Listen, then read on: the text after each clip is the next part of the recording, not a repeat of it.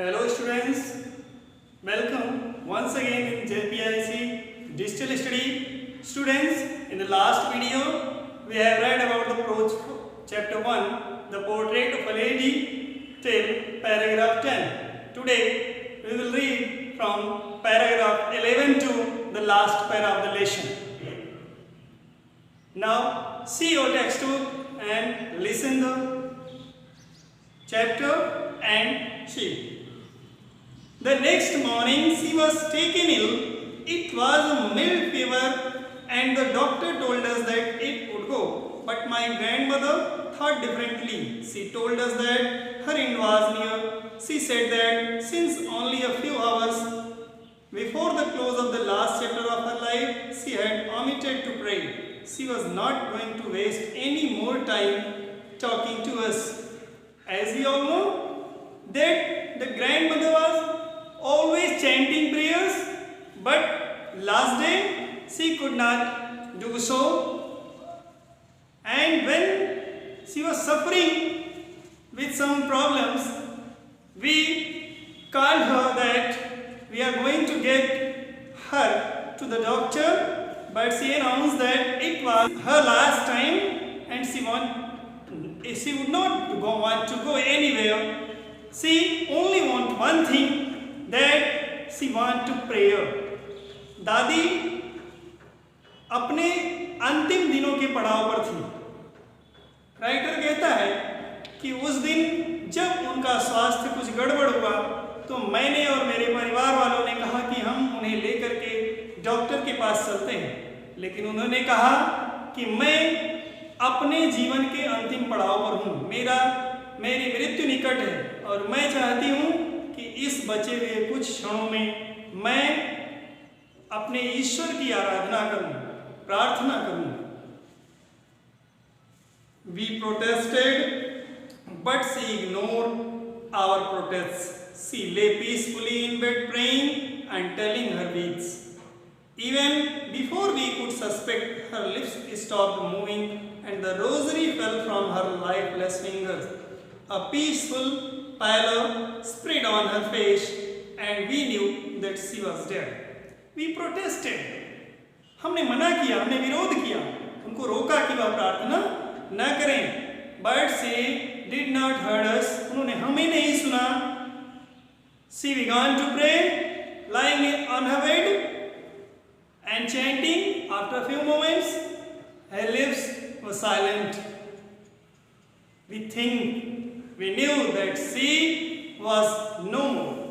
वह मर चुकी. हमने जान लिया था. थोड़ी देर तक उनके होंठ बिस्तर पर लेटे हुए हिलते रहे और हाथों में वे माला को लेकर के उसके मनकों को गिनती रही, लेकिन कुछ ही देर बाद उनके होंठ हिलने बंद हो गए और उनके हाथ से उनकी माला छूटकर नीचे गिर गई. उनके चेहरे पर एक शांत भाव था और हम सभी लोगों ने जान लिया था कि दादी अब इस दुनिया में नहीं रही, वह परलोक सिधार चुकी. We lifted her off the bed and as it customary laid her on the ground and covered her with a red shroud. After a few hours of mourning, we left her alone to make arrangements for her funeral. In the evening, we went to her room with a crude stretcher to take her to be cremated. The sun was setting and had her room and veranda with a blaze of golden light. We stopped halfway to the courtyard, all over the veranda, and in her room light up to where she lay dead and still wrapped in the red shroud. Thousands of sparrows sat scattered on the floor. There was no chirruping. We felt sorry for the birds, and my mother fetched some bread for them. She broke it into pieces the way my grandmother used to and threw it to them. The sparrows took no notice to the bread. When we carried my grandmother's corpse off, they flew away quietly. Next morning, the sweeper swept the bread crumbs into the dustbin. As it customary, we lifted her body and took it on the ground. We wrapped her into a red shroud. Shroud is the last robe which is wrapped to the dead body. Coffin. Next morning, we laid her for her funeral. But before going there, we saw that the numbers of birds are surrounded her and chirping. My mother think that they are hungry. She bring the bread from the kitchen and break into pieces as the grandmother done earlier. They did not touch it. They began chirping, and when we put up the body of our grandmother for the funeral, they flew away chirping and did not touch any piece of bread from the ground. Next day, our servant swept all the pieces of bread to the dustbin. In this paragraph, writer wants to say, writer कहता है कि मेरी दादी जब मर गई तो जैसा कि परंपरा है, कस्टम है, हमने उनकी बॉडी को बिस्तर से उठा करके नीचे जमीन पर लिटा दिया और उन्हें एक लाल रंग के कफन में लपेट दिया।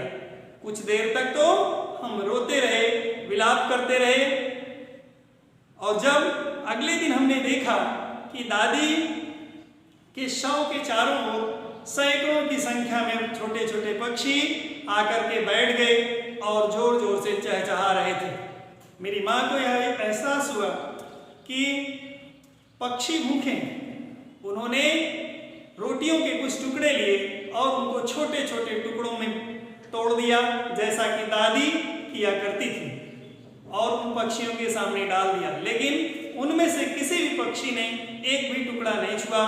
वे लगातार चहचहाते रहे और जब हम लोग दादी के शव को जलाने के लिए लेकर चले गए तो वह पक्षी भी चहचहाते हुए वहां से उड़ गए। उनमें से किसी ने भी रोटी का एक टुकड़ा भी नहीं छुआ। अगले दिन सुबह सारे पड़े हुए रोटी के टुकड़ों को हमारे नौकर ने इकट्ठा किया और उठा करके उसको उस डस्टबिन में डाल दिया। Students, your lesson is completed now. We will meet for the next lesson in next video. Till then, bye bye.